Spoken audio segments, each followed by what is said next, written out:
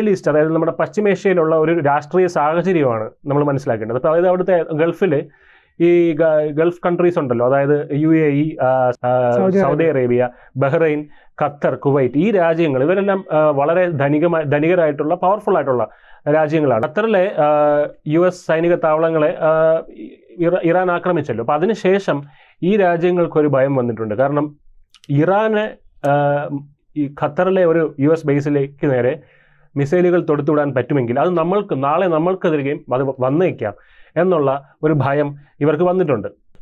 അപ്പോൾ ഈ ഗൾഫ് രാജ്യങ്ങൾക്ക് ഇവർക്ക് ഒരു കാര്യത്തിൽ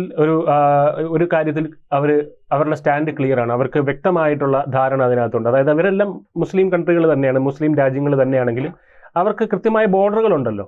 അതായത് അപ്പോൾ ഇവർക്ക് ഇവരുടെ നേരത്തെ പറഞ്ഞ ഈ 5 രാജ്യങ്ങൾക്ക്, അല്ലെങ്കിൽ ഈ പശ്ചിമേഷ്യയിലെ മുസ്ലിം രാജ്യങ്ങൾക്ക്, ഈ ഗൾഫ് കൺട്രീസിന്, അവർക്ക് അവരുടെ മതത്തിനേക്കാൾ രാജ്യമാണ് വലുത്. അതായത് നാഷണൽ സെക്യൂരിറ്റിയാണ് വലുത്. അതിനപ്പുറം രണ്ടാമതാണ് മതം വരുന്നത്.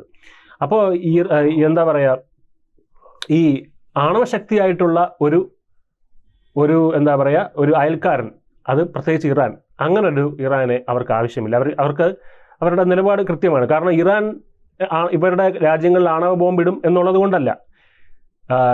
ഈ പറയുന്ന ഹൂതികൾക്കും ഹിസ്ബുള്ളകൾക്കും ഇറാൻ ഈ ആയുധങ്ങൾ ഒളിഞ്ഞും തെളിഞ്ഞും കൊടുക്കുന്നതായിട്ട് റിപ്പോർട്ടുകളുണ്ട്.